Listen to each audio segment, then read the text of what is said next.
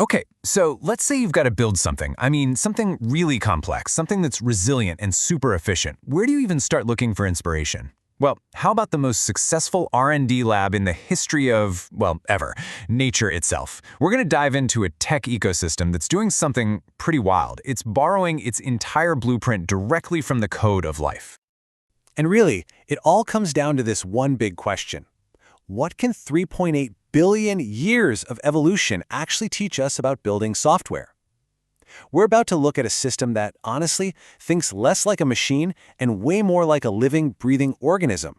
It's built on principles that have been tested and perfected over, well, eons.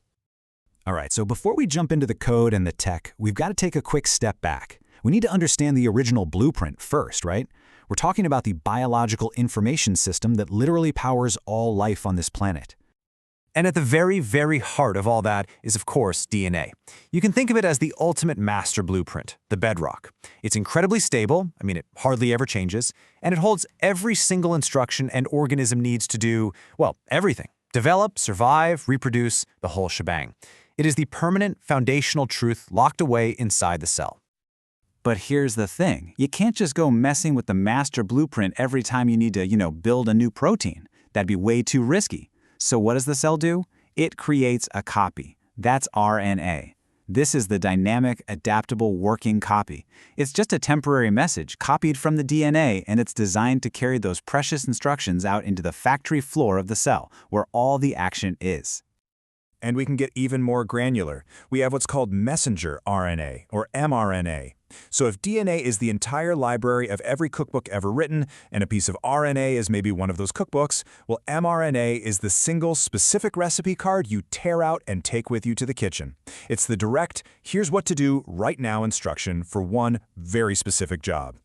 And this whole process, this beautiful flow of information, is what's known in biology as the central dogma. It's so elegant.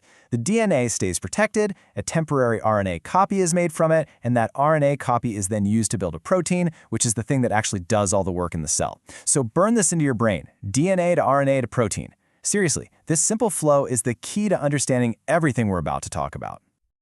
Okay, you with me? Good, because now we get to the really cool part. Let's take this entire biological concept and translate it piece by piece into the digital world. We're going to see how this specific tech environment, called the WaaS, or Workflow as a Service ecosystem, has literally mirrored this incredibly elegant, time-tested system in its own architecture. And boom, here it is. This right here is the Rosetta Stone for this whole explainer. Look at how clean this analogy is. On one side, you've got the biological system. On the other, the WaaS ecosystem. DNA, the master blueprint, that's your core system architecture. RNA, the working copy, that becomes these dynamic business frameworks. And mRNA, that specific instruction, you guessed it, that's an executable recipe or an end-to-end workflow. It's a perfect one-to-one map. So let's break that down. What exactly is this digital DNA? Well, think of it as the system's constitution. It's the permanent, stable foundation that everything else is built on. We're talking about the core ethical and operational principles, the highest level strategic themes, you can even think of them as digital chromosomes, and of course the underlying system architecture. This is the stuff that doesn't change day to day. It provides the system with its identity and its stability. Okay, so next up we've got the digital RNA. This is where the system gets its flexibility, its adaptability. It's like a library of business frameworks. Things you've probably heard of like OKR, Agile, or Lean. See, these aren't the core principles themselves, but they're the playbooks used to interpret those principles in different situations. And just like real RNA, they can be modified, they can be combined, they can even be spliced to perfectly fit whatever the context is. And that, of course, brings us to digital mRNA. This is where the rubber meets the road. These are the specific, step-by-step, executable instructions, the recipes, that the system's AI agents can just pick up and run with immediately. This is the final, actionable translation of a big, high-level strategy into a concrete set of commands that actually creates business value. They're designed to be quick, precise, and ready to deploy in a flash. All right, so we've got all the pieces on the board, right? We've got our digital DNA, RNA, and mRNA.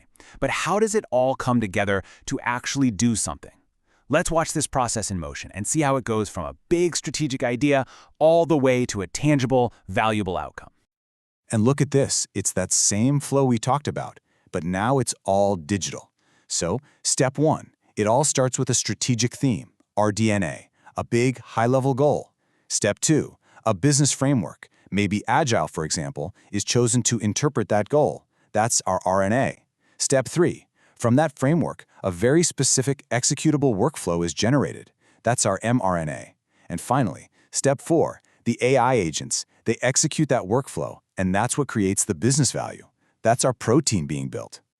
And let's zoom in on that final step, because this is absolutely crucial. In a real cell, you have these tiny machines called ribosomes. Their job is to read the mRNA instructions and assemble proteins piece by piece from amino acids. Well, in the WaaS ecosystem, the AI agents are the ribosomes. They read the workflow, the digital mRNA, and they assemble a completed business process out of all the individual tasks and operations. It's just a perfect parallel. Okay, but a big question probably just popped into your head. Who or what is governing all of this? What's making the decisions about which framework to use or which recipe to generate? That's where the systems intelligence layer comes in. It's called A.L.I.A, and it's basically the brain of this whole operation. And I just love this quote from the source material because it nails it perfectly. A.L.I acts as the frontal lobe that orchestrates the entire DNA to RNA to mRNA to protein process. See, it's not just another component. It's the higher-level cognitive function that oversees the whole flow, from top-level strategy all the way down to execution, and importantly, learning from the results. So, what does that orchestration actually look like in practice? Well, A.L.I is what looks at the core strategy, the digital DNA, to pick the best business framework, the RNA, for the job. It's constantly adapting the executable recipes, the mRNA, in real time based on feedback. It manages all the system's resources to keep everything in balance, a concept straight out of biology called homeostasis. And maybe the most important part? It learns. It looks at the results and uses that information to optimize the whole system for the next time.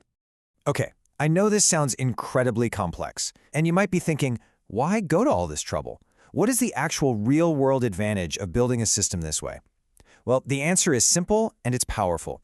Its ability to scale and its ability to evolve. Let's try to put this into perspective with some numbers. In a human, you have this enormous library of DNA, about 3 billion base pairs. But at any given moment, only about 20,000 or so genes are actively being expressed as mRNA. Now, look at the WaaS system. It has a relatively small DNA, around 77 core business frameworks. But it has over 500 times active recipes, active mRNA, running, executing, and creating value. That's an incredible ratio of action to foundation. Yeah, let that sink in.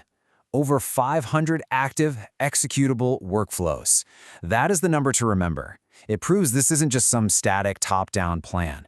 It's a dynamic, almost living ecosystem with hundreds of different processes all running at the same time, all coordinated and all stemming from that stable, strategic core.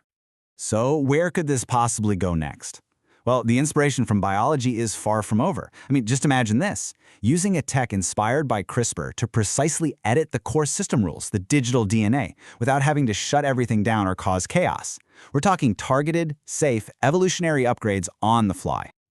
Or, and get this, what about taking inspiration from epigenetics? That's the mind-blowing idea that an organism's environment can change how its genes get expressed. So imagine a system that doesn't just follow its core programming, but actively learns from its surroundings, from the market, from user feedback, from company culture, and then passes those learned adaptations on. A system that gets smarter and more attuned with every single interaction. And all of this leaves us with one final and kind of profound thought. Maybe we've been thinking about building technology all wrong. By looking to the most successful, most resilient system we know, life itself, you really have to ask the question, is the future of our technology not something that we build, but something that we grow?